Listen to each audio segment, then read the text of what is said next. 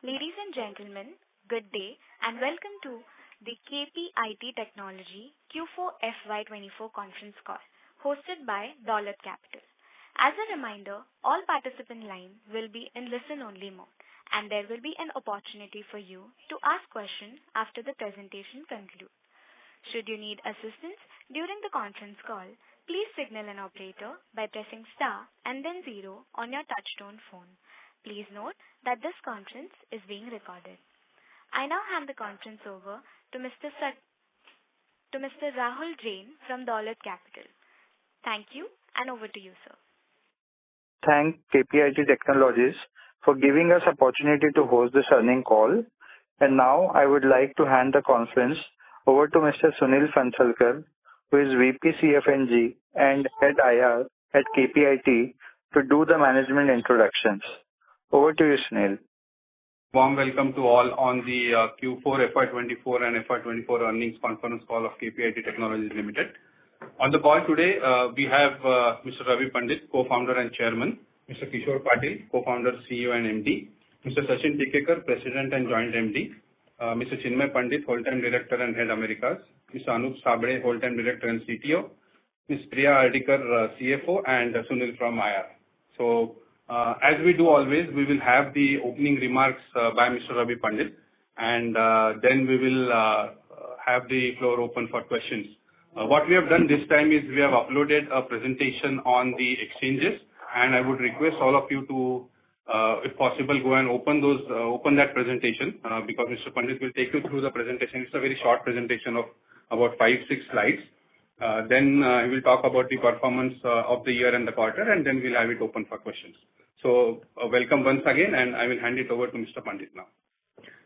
Thank you, Sunil. And I would like to welcome and thank all of you for your continued interest in our company.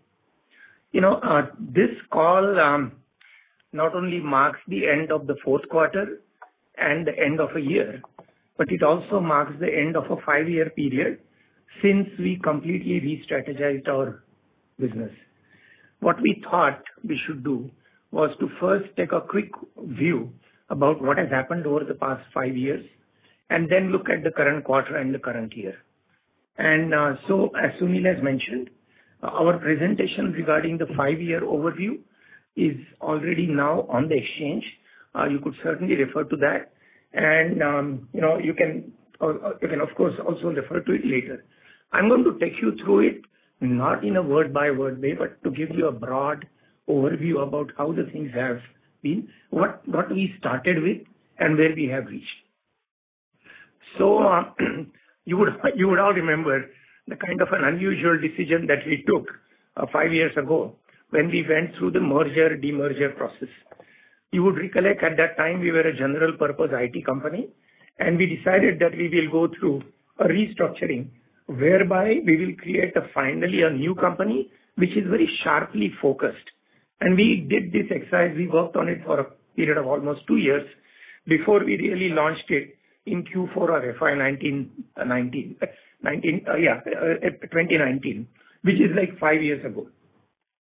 Now, the purpose in that was to embark on a journey to be a global software company of the first order for the automotive and mobility industry.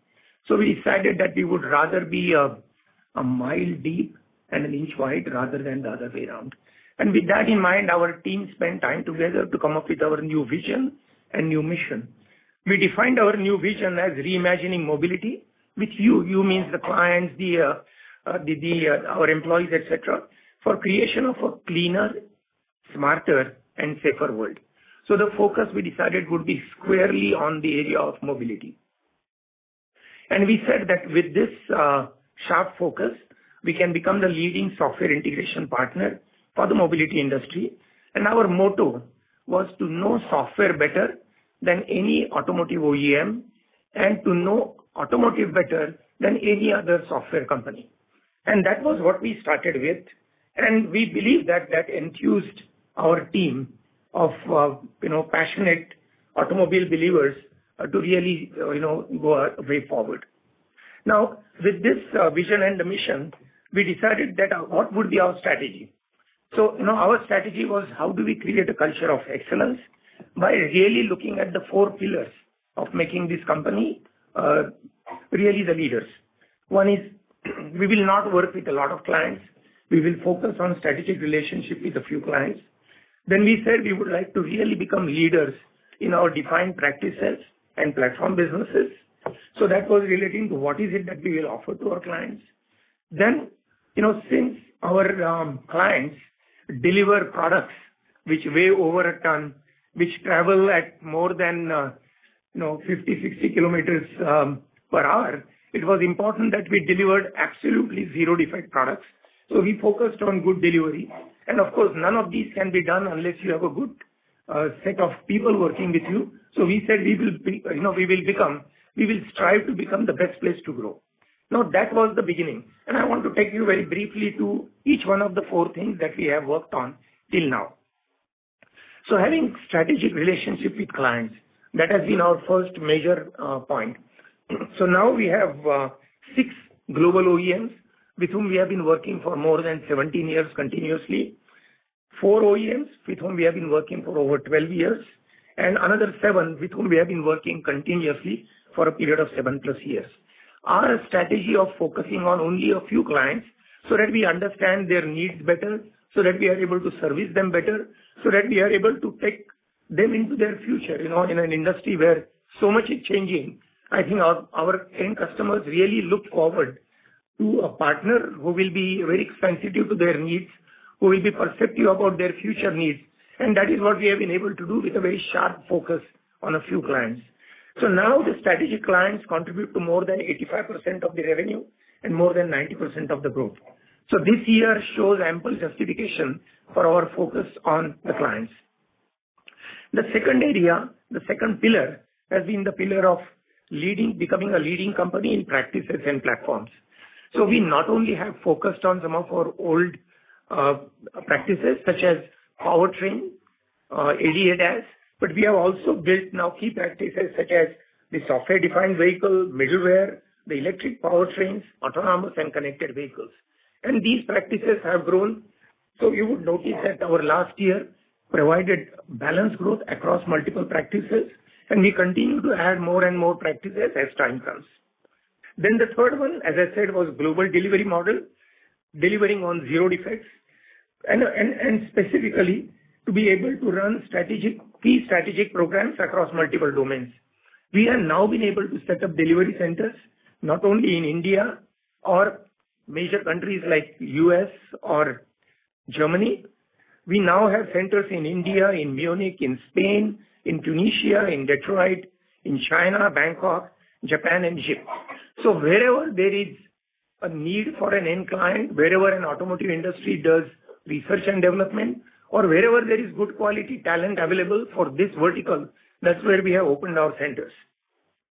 And lastly, in terms of becoming the best place to grow, we now have a team of over 13,000 automobile believers, probably the largest in the world, focusing on embedded software for the automotive industry. And as you would notice through our various presentations, we have been able to attract and retain good quality people. At a time when retention has been a problem, our attrition levels at our best of the people has been like in higher single digits. And I believe all of that is on effective delivery or execution of the goals that we set up. One of the goals that we looked at was to have appropriate technology partnerships. And you would have read some of the announcements that have come in this regard. Not all the customers give announcements, but some of our customers who have given announcements include Honda and Renault. And you would recollect earlier even BMW had given the announcement. So now we are very close, we are very near and intimate partners with these companies. We also have worked with Technica Engineering to accelerate the process of transformation through the software-defined vehicles. As you would also know, during the last year, we made an announcement of working with ZF, joining hands to promote an independent company called Codex to build scalable automotive middleware platforms. So these have been some of the actions that have been there on the technology partnerships.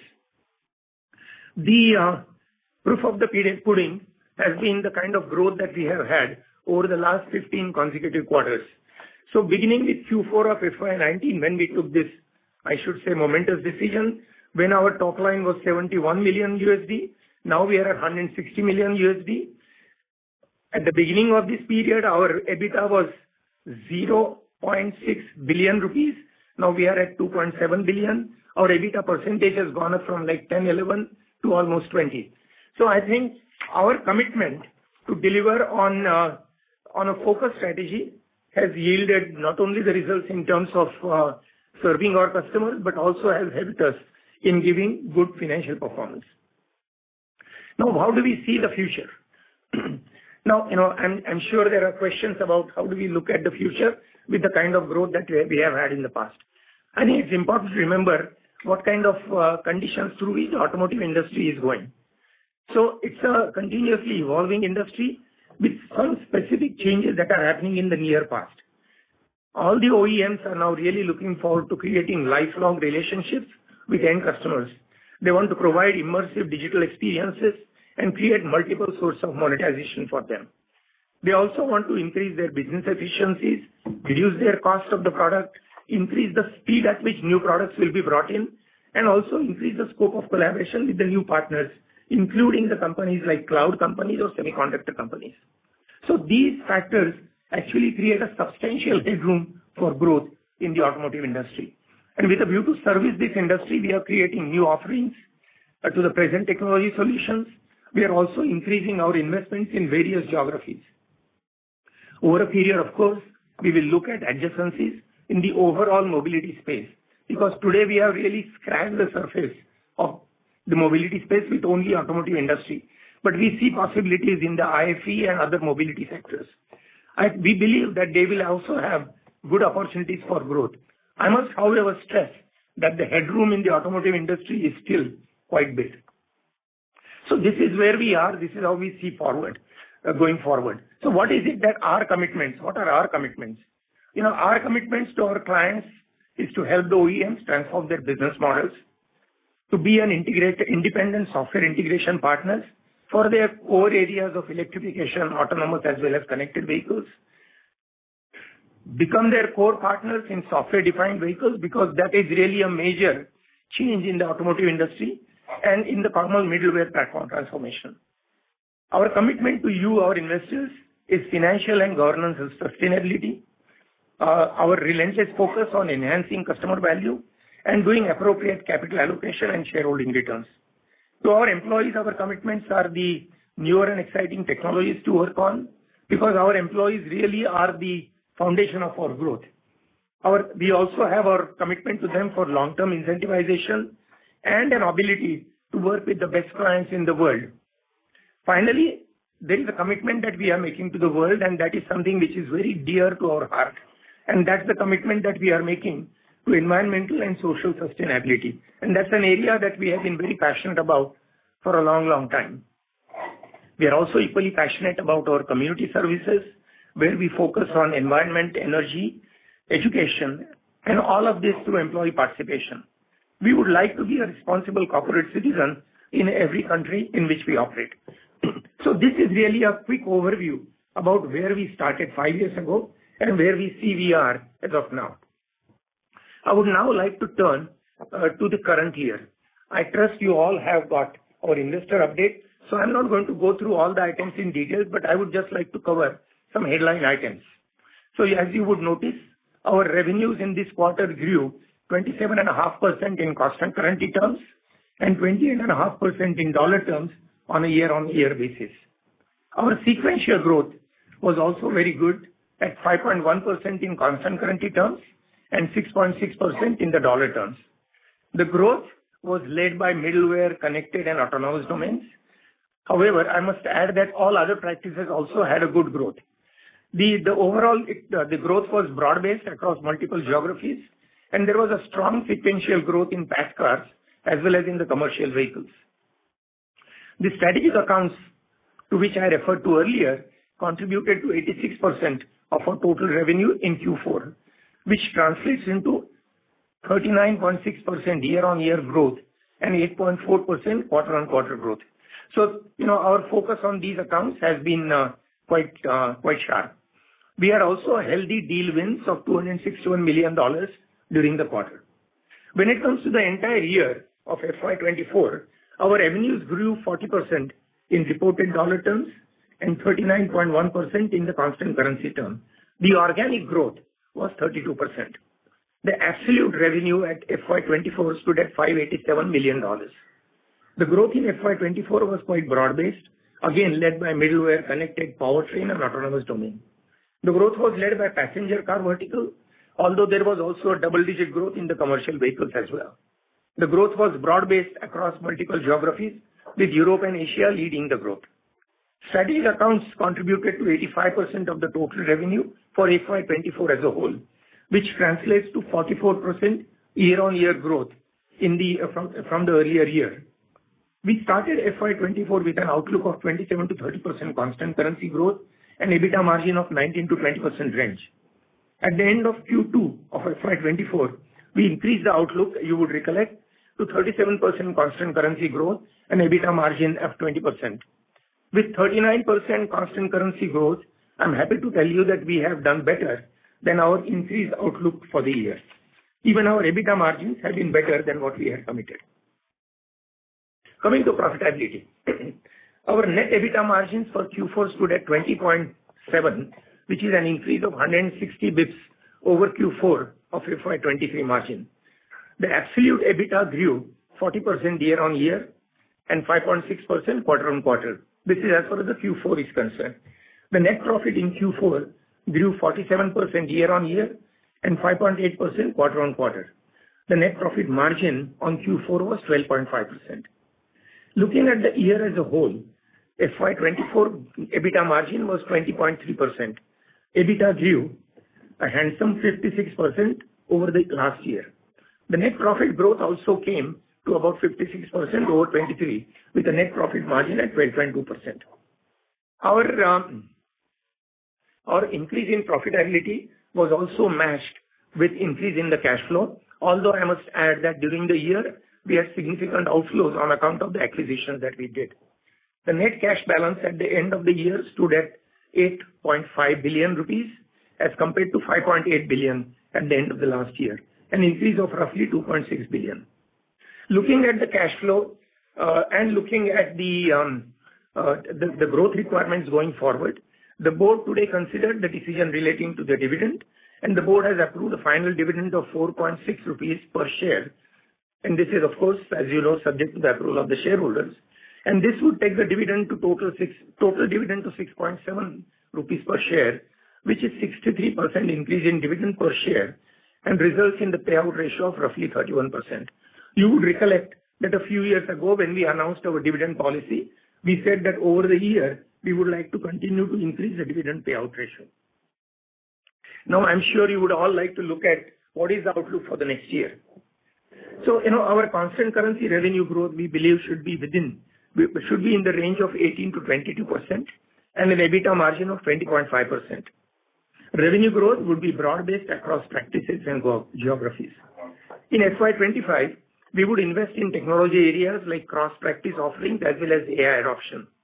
Additionally, we would also focus on Asia geography. People emphasis would be on leadership and competency development plus productivity improvement. The board has also approved an ESOP scheme for our employees. We believe that this will further strengthen the long-term incentivization for our people. The ESOP costs and other long-term incentives costs would be roughly in the region of 100 crore for FY25 alone.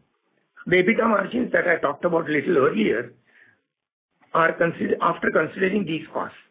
So you would understand why, after a revenue growth of 18 to 22%, why is it that we are still looking at a more or less stable EBITDA margin? But we believe that the investments that we are making in these areas will help us in our long-term growth. So this is about the outlook for the FY25. I trust I have covered most of the issues that you have been, I'm sure, concerned about and you have questions about. And we will be all very happy to take any further questions that you may have. My entire management team is here with us. Thank you. Thank you very much. We will now begin the question and answer session. Anyone who wishes to ask question may press star and 1 on their touchtone telephone. If you wish to remove yourself from the question queue, you may press star and 2. Participants are requested to use handsets while asking a question. Ladies and gentlemen, we will wait for a moment while the question queue assembles. The first question is from the line of Chandramouli Muthiah from Goldman Sachs. Please go ahead. Hi, good evening, and thank you for taking my questions. My first question is specific to the quarter. We've again done sort of a 4.5 to 5% growth quarter on quarter. Most of our peers that are focused on the transportation vertical listed in India seem to be doing sort of between 0 to 2% quarter on quarter growth specific to the transportation vertical. So just trying to understand consistently what are the factors that are helping us perform slightly better than sort of the India-based peer group in the vertical. Yeah, Chandru, I think looking at the numbers, I guess you would agree that it is reasonably better than most of the other peers. It is just by focusing on the strategy we have talked about. I guess the area of new technology, areas of deep relationship, trusted partnerships with the client, and of course the substantial deal wins in the past as well as during the quarter. So that really helps us to really deliver on this on these numbers. And we do believe that there are, as Mr. Pandit mentioned, we are going to double down on our offerings, multiple offerings, which will help us to further get more benefit of the client spent in these areas. And that basically gives us confidence about this growth, which has happened in this quarter. I think it is 5% and actually going forward. Got it. That's helpful. My second question is related to the deal wins this quarter. Congratulations on the $261 million of deal wins. I think over the past 6 quarters, we have had 2 quarters where deal wins have been in excess of $200 million. And in both those quarters, you had called out $100 million plus mega deal wins. So just trying to understand if we have sort of a mega deal win in the deal win announced this quarter, and if there's any color around that, sort of which sort of vertical it's from. Is it middleware? Is it core software integration? Any geographic color as well where you've sourced that sort of deal? That would be very helpful. So this is a pretty broad-based growth we are having in the deal wins. But there are, if I had to talk about 2 top wins during the quarter, one is in from Asia, one is in from Europe, and both are significant, and both are the Asia one is in the area of SDV, and the Europe one is in the area of integration. So both these deal wins are substantial, and it is in the area the clients we work with, and the basically furthering what we have been doing then into the next phase of SDV. That's helpful. And my last question is just specific to the announcement you made on the margin guidance. So congratulations to all the employees of the company. And just related to the ESOP cost, you mentioned that in FY25 we could have close to 100 crores of cost provision there. So just trying to understand in FY24 what that ESOP cost number would have been, just to try to sort of map the journey from FY24 margin to FY25 margin if you were to adjust for that. It would be very minimal, maybe 10% of what it would be in terms of the incentives and the cost in the earlier year. So it's a substantial cost during this year we have committed to. Naturally, as you know, that we have given ESOPs during the COVID times actually, and those came to end. It was in this March. So we have given the fresh round of ESOPs to key performers and the potential players who we expect to play a significant role in future. So because it was at the end of the earlier cycle, it is minimal. It is I would say about 10% of this amount. So Chandru, this has been like a new scheme that we have announced in the framework that we had already decided. So this really brings in a lot more newer people into the gamut of our ESOPs. Got it. That's very helpful. Thank you very much and all the best. Thank you. Thank you. The next question is from the line of Nitin Padmanabhan from Investec. Please go ahead. Yeah, hi, good evening. Congratulations on a solid quarter, solid year, great guidance. Thank you. Thank you. So a couple of things. So one is from a guidance perspective, when we give a guidance, it's based on the deals that we have already won, and are there some assumptions on certain wins you expect in the future for that guidance number? And second is how does a large deal pipeline look like, and are we baking in any of those, if any, into that? Just two broad things to start with. So when we give the guidance, I think we look at naturally what is the business on hand. And of course, we look at our pipeline, and we have naturally categorization of the pipeline. And where we believe that there is a substantial higher probability of buildings, those are intact. That's how we have done in terms of guidance. It is not naturally. It is not only based on what we have already in hand and what we have won. It takes into consideration high probability wins of every engagement we would have. Got it. And how does the large deal pipeline look at this point in time?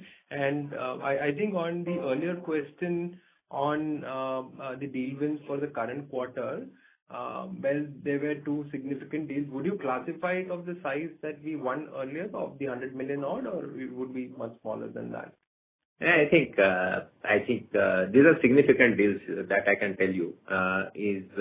But I think what we have said is our business is more based on continuing trusted and strategic engagement with the existing clients. Some of them really put it in a deal, they package it as a part of a large deal. Some don't package it as a part of the large deal.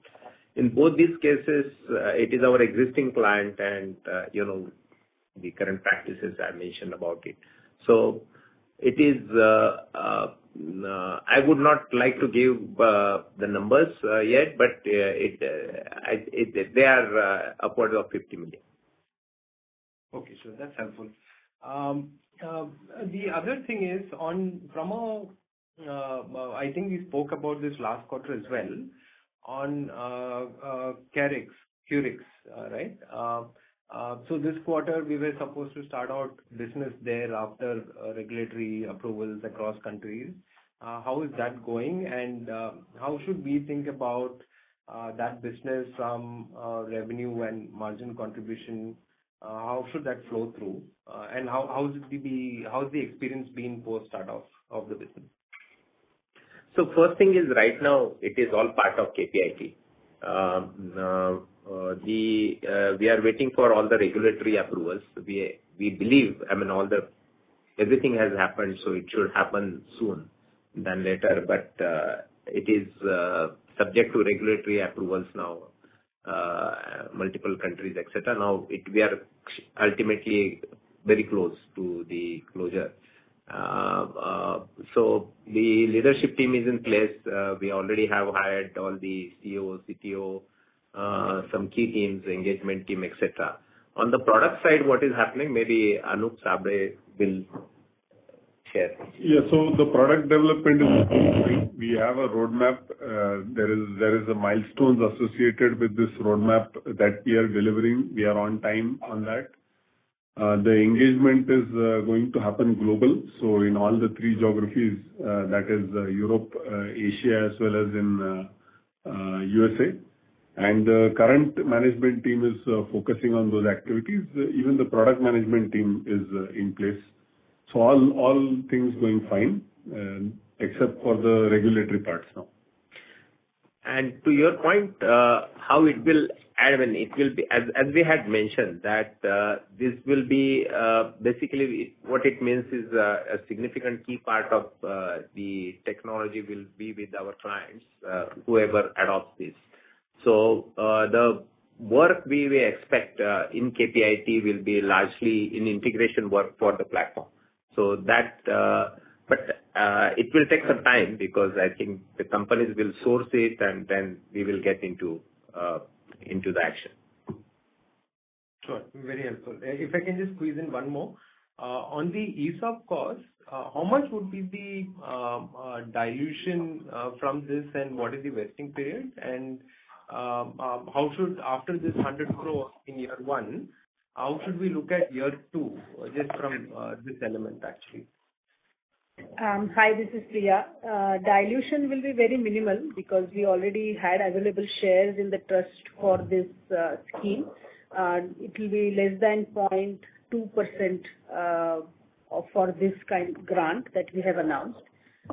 In terms of vesting period, it is our standard process of 3 years vesting period, and employees will have a further period to exercise the same. In terms of the cost, as per the accounting standards and Black-Scholes model valuation, the maximum cost comes in the first year. We will see how the cost now tapers down in the second and third year subsequently. But there could be additional options we may give in the second year, Right. though may not be of the Same similar level. But some of the entities we have acquired and some of the key staff Right. we may still give next year to some extent. Difficult to predict. I think we'll say later part of the year we may be in a position to give some idea. But it won't be at this level. It won't be at this level for sure. And even at the current level, it's not a very significant dilution as far as the existing shareholders are concerned. Sure. That's very helpful. Thank you so much and all the very best. Thank you. Thank you. The next question is from the line of Bhavik Mehta from JP Morgan. Please go ahead. Hi everyone. Thank you. So a couple of questions. Firstly, I remember last time you were talking about engagement with 3 clients, one each in US, Europe, and Asia. So are these 2 deals which have announced this time part of those 3 engagements which you were talking about, or are these some different clients? Just a clarity on that. I think some of them are from that. I think I mean, as I said, we have a set number of clients, so we are winning only the set number of clients. We are not going anywhere. The only one thing I can tell you that a large part of our growth has been in the diamond accounts till now. The large part of our growth has been driven by diamond accounts. Now we are focusing on platinum and gold accounts also to expand further because there is a right opportunity for them to engage with them more meaningfully. So some of these clients are from that set of clients. Okay, got it. And secondly, just going back to the ESOP cost, I understand that typically first year costs are way higher, but any broad sense in terms of whether are we taking 50% or 60% of the cost in year one? Because the vesting is just 3 years, and typically for a lot of other companies we have been vesting over 5 to 6 years. So just want to get a sense what should we assume for FY20, like any rough sense is helpful. Around 60% is generally the cost that comes in first year, but we are still in the process of actually calculating it, but that is how generally it pans out. Okay, got it. That's it. Thanks a lot. Thank you. Thank you. The next question is from the line of Yogesh Agrawal from HSBC. Please go ahead. Yeah, hi. A couple of questions. Firstly, from a longer term perspective, let's say over the next 3 years, this year is likely to be the peak year of R&D spend for all the European OEMs, and from next year it's likely to be flat. So I was curious, how do you guys relate your growth to, is it largely driven by increase in outsourcing and offshoring, or do you guys worry about the absolute growth in R&D spend in your clients? That is one. And related to that, over the next 5 years, let's say you have to be $2 billion, can it happen with the existing client base itself, or at some point you will have to open up and go for tier 1 suppliers and some of the adjacent areas? Yeah. So first thing is, we are not seeing, and all the reports at least don't say that it will be the R&D growth will be flattish.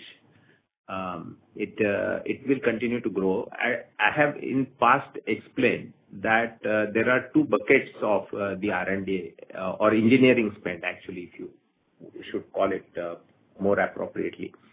There is one on the areas of future, like which are like SDV and plus. Also the different business models, the after sales transformation, and many such areas, or safety, security, those areas. And the past one is about the number of programs they have been doing over the last many years, the last 12 years, if those programs are like. So as the days pass by, they are cutting down and bringing the efficiency on the one about the old programs and investing and continue to invest on the future. So that is the part, and KPIT is, significantly focused on the future spend area, future technology area. So from that perspective, we do not see that. The other part is there are multiple opportunities in this area, which is in terms of cost out, if I had to call it out, kind of a thing. People are looking at reducing the supply, revisiting the supply chain to reduce the cost, or different areas in terms of manufacturing.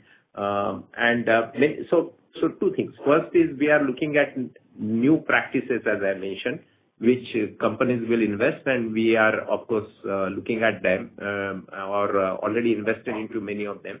That is point number one. Point number two, as we talk about the tier one suppliers, there is a segregation of hardware and software which clients, separation of hardware and software which clients are looking at. And that ownership of software will come to really a pure play software integrator, not a generic software integrator like KPIT, which can own the whole program. And that is something we have done in the past already in a few areas, and we see that also as a big area. Anup, you have anything to add? Yes. If you look at the new generation and what needs to be achieved in the new generation, is that large part of the changes in the passenger vehicle experience of the consumer is going to be through software. For that reason, the architecture is going to change.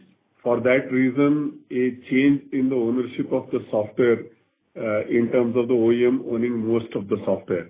And for that same reason, there is going to be a change in the dynamics of how the OEM wants to work with their own teams, how the OEM wants to work with the tier ones, and how the OEM wants to work with, very, very specialist integrators, software integrators like KPIT. And we believe that we believe in the sense we are already experiencing this, and going forward, there is going to be more and more such shift happening, for which we are very well positioned. Got it. This is helpful. But in your long-term planning, let's say 3 years, do assume growth in the engineering spend in your clients? You're not expecting a flattish R&D spend? Yes. So we are seeing still significant growth from our current client. But as Mr. Pandit mentioned, we are looking. So first, we are looking at also scaling up of our our current customers, our diamond clients will continue to grow. That is a point number one. Number two, we are also expecting a higher growth from platinum and gold accounts, which, if I have to say, have been a bit late in rolling out some of these technology and programs. So that is the second. Third is we are also looking at adjacencies, which are very much would use what we have been providing, the same practices, but naturally different use cases. for in case of IFE, industrial farm equipment sector. So that is the another one. Last but not the least, I've added that in our T25 we had minimal set of clients from India, China, which we will pursue. So this is how we intend to do for the next 3 years. Got it. And then another quick one. In 25 next year, there are big emissions impending in Europe, and usually a year before that, there is a lot of work around validation and some of these areas. Is that an area KPIT does get business and some of the tailwinds on revenue? So, from a automotive cycle perspective, this is a standard operating procedure. Yearly programs and yearly activities keep on happening. When we have relationship with our customer, that work obviously comes to us in terms of making whatever changes are required. So while we are pursuing with our SDV and new technology areas, these continuous changes, work on the existing programs also keeps on happening, and we keep on doing it. Okay. Okay. Just lastly, in case you guys can confirm, the Renault deal you mentioned on the presentation, is it more around Ampere or hot side of the business? We prefer not to discuss more details within an individual customer account. I hope that. Thank you. Thank you. Thank you. The next question is from the line of CA Garvit Goyal from Invest Analysis Advisory LLP. Please go ahead. Hello. Am I audible? Yes. Good evening, sir. Congrats for a good set of numbers. My question is on the Qorix side. Like last time you mentioned, it will take 1.5 months to get all the regulatory clearances. So now what is the exact status? Means how much time it is still going to take, and what is the exact hurdles that we are facing in not getting that? So we expect that it will be done very soon, as Mr. Patil mentioned, most likely in the current quarter, that is April to June. So what are the exact hurdles actually? I want to know that thing. There are multiple regulatory hurdles because the joint venture is based out of Germany. So Germany jurisdiction regulatory compliances. Since the JV partner is KPIT India, so we had to go through the Indian legislative compliances also. There are quite a few, SEMA, RBI, then in terms of merger control, so significant amounts of legal compliance. And we have gone through merger control for what, how many? 7, 8 countries? 6 countries. 6 countries. Merger control in 6 countries. So in this quarter, it is likely to be there, right? Yeah. Okay. And secondly, sir, there is a news regarding the formation of JV between Tata Technologies and the BMW. So how it is going to impact KPIT's existing partnership with BMW? Are there any potential risks of market share loss or any missed opportunities for KPIT due to this collaboration? Yeah, I think the people who have been following us properly, we have been explaining this because similar question came in case of Honda. There was one relationship. I would again explain, and please try and understand this because there may be more also like this. See, every client, every OEM spends 30 to 50% of engineering plans for engineering spent internally. So as a captive in the sense or locally. And there is always 50 to 70% which it outsources to specialist player. Now, when they have to do this, like a 30 to 50% spend, there are multiple ways in which they build. They build locally where there is, as you know, the talent availability is issue. Then they go into multiple areas, geographical areas, and they try to build it in a different model. Some cases it is build, operate, transfer. Some cases, control JV and that kind of a thing. Now, if, for example, in case of BMW, they already have 4 JVs. One is South Africa, one is Portugal, one is in China, one is in India. So these are basically to build their own centers. So we focus on the high-end specific outsourcing opportunities. So that does not get impacted. And also, most of these are IT, and in this specifically case, IT plus engineering, R&D. We are not involved into IT. So anyway, we do not go for this kind of, this would not, would impact our share of spend, which is more in the outsource. Okay, that's fine, sir. And sir, in light of the Hyundai's recent announcement of the software-defined everything strategy, so that is similar to KPIT's software development expertise for OEM. So could you share any ongoing discussions on the potential negotiations with Hyundai for future collaborations akin to those like we have for Renault and Honda? So we would not like to comment on that. Okay. And sir, one more question last. We guided for 18 to 22% kind of organic growth for this year. So are we currently looking for any inorganic opportunity that will make up for further growth in FY25? I mean, I talked about the areas of opportunity we look at it, whether it is in terms of new practice areas, new technology areas, or new geographies.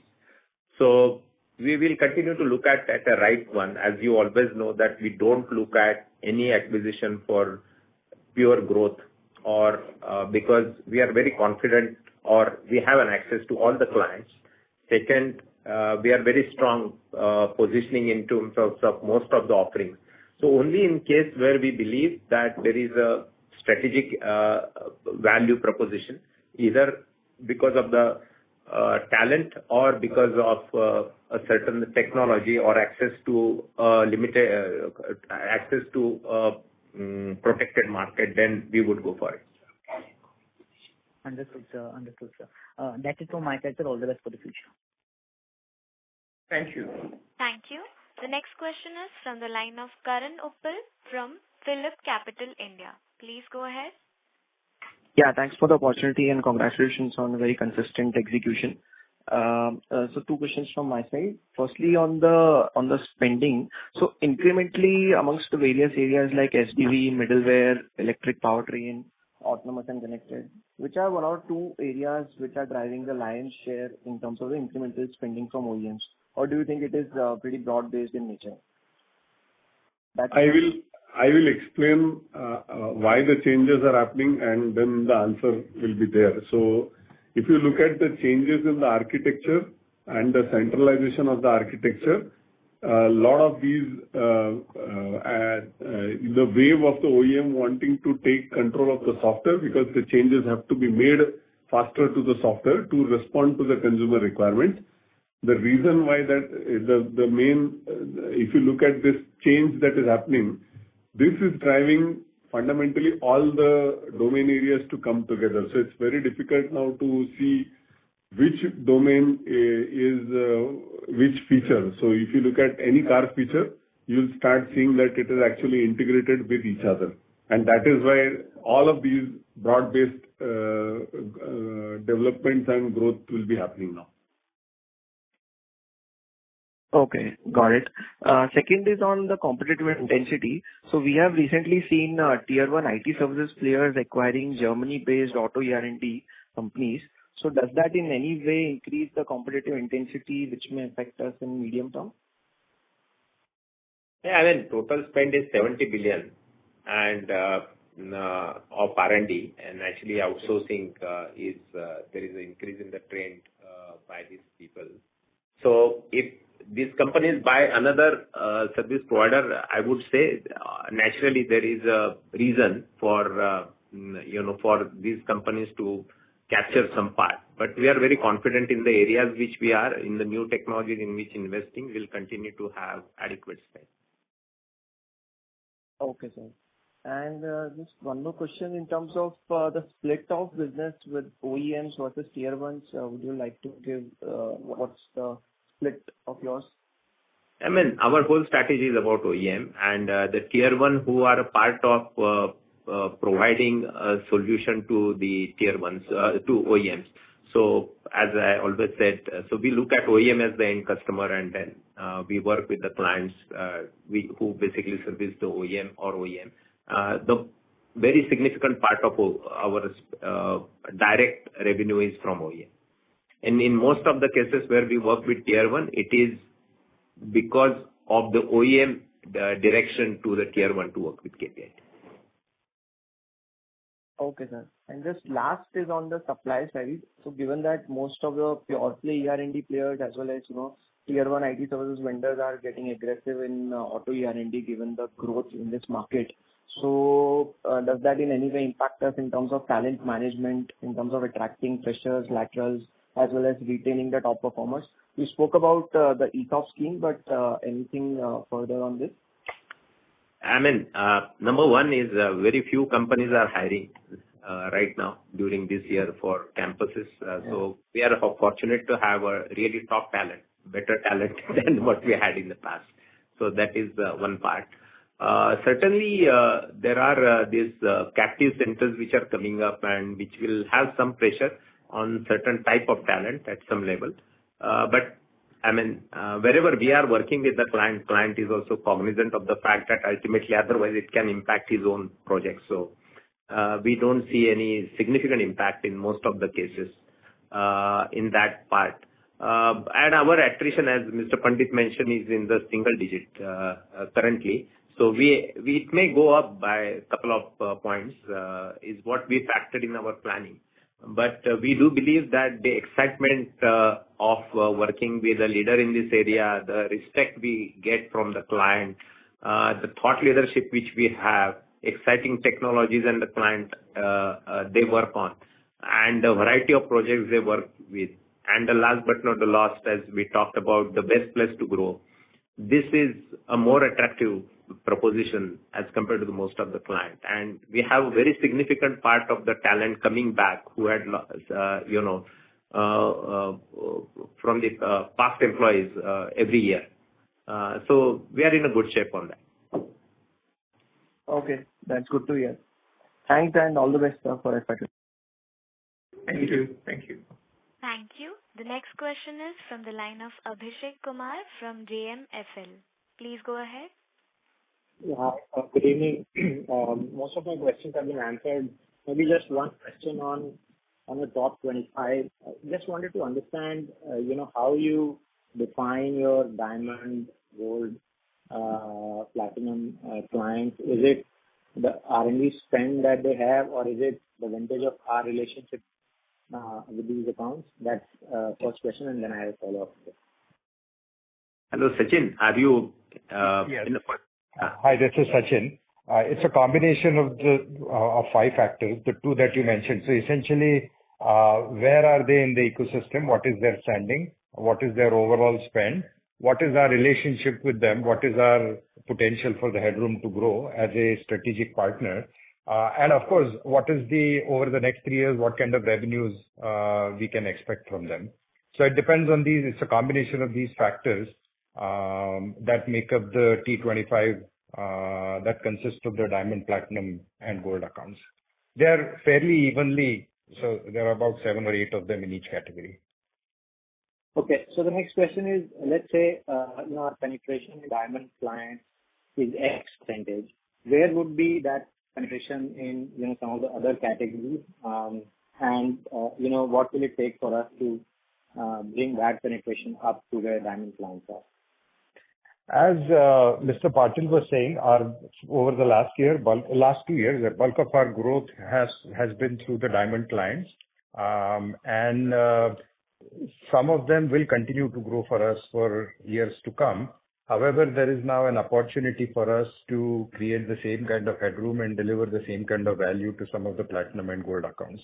So the headroom is different from client to client based on their strategy and, our ability to create value for them. But across gold and platinum, there is quite a bit of headroom for us to cover. Okay, so essentially, with the same set of clients, we should be able to sustain 20% plus kind of growth for the foreseeable future. That's the plan. And as you would imagine, there is always a 10-12% sort of a turnover within that. It's not a stagnant list. About 10% of the clients, maybe 2 or 3 change every year. But bulk of them remain the same. So we add two, maybe 2 or 3 every year. And 1 or 2, as our business mix changes, it also changes. Mr. Patil mentioned earlier on that, last 3 or 4 years, most of the business growth has actually happened on the back of OEMs. So some of the tier ones and all of those have dropped off from the list, and more OEMs have come as part of the T25. Sure, that's helpful. Thank you, and good luck for FY25. Thank you. Thank you. The last question is from the line of Vimal Jamnadas Gohil from Alchemy Capital Management Private Limited. Please go ahead. Yes, thank you for the opportunity, and congratulations on a very strong quarter yet again. Sir, first question is on this slightly macro level question. The current pivot that we are seeing, slight pivot that we are seeing to hybrids, do you see the same intensity and rigor from the OEMs who are looking to develop hybrid models and the tier ones as well? Do you see the same intensity and rigor on software spending from them as well as compared to EVs? Let me just answer that question. Number one, there will not be one solution which companies will go for. So there will be BEV, battery electric, there will be hybrids, and there will be few other parts like fuel cell, etc. So that will continue to add. So companies will have multiple models and technology in their electrification journey. That is the point number one. Everything has its own purpose and a different market segment. I mean, if you look at one of the matured country like China, their BEV cells, battery electric cells are very high, but hybrid cells are also much more than that. And one of the reasons has been the charging infrastructure in the rural areas. So they have come up with, these are the areas. One is the charging infrastructure and the mindset about the consumers there. So that's what has happened. Now, if you go to somebody like Toyota, their mindset is very different. They look at how much, if I have to say, they can create a sustainable solution by given a limited raw material. So for every BEV, their view is they will create 7 or 8 hybrids. So every company comes with its own thinking, and there are different mindsets. But one thing is for sure, so there is no one product. There are multiple products which will come in the market. Europeans have completely focused on battery electric, same as in US. Now they have realized that they have to also look into the other parts. As a KPIT, I mean, they will continue to focus in terms of electrification, so that is there. And any new areas which is hybrid or anything, they are actually more complex in terms of technology and integration. And we have expertise and ability to do those. So, coming to your question, whether there is going to be a more spend on R&D when it comes to hybrid vis-a-vis full electric. See, there are some spends which come in when it comes to hybrid and some that go out. So typically, as you know, in the case of a hybrid, you have both an IC engine as well as a battery. So the integration of the two, the switching of the power from one to the other is something which is unique as far as the hybrid is concerned. When it comes to the battery electric are concerned, there is more investment on how do you do charging, because typically in the case of hybrids, the charging is on account of regenerative charging. So there are different areas in which the spend happens in terms of R&D. We don't expect to see any significant drop in R&D spend when the movement is from batteries, full battery electric vehicles to a hybrid electric vehicle. Understood, sir. Sir, lastly, just briefly, you spoke about China and we wanting to sort of explore that market.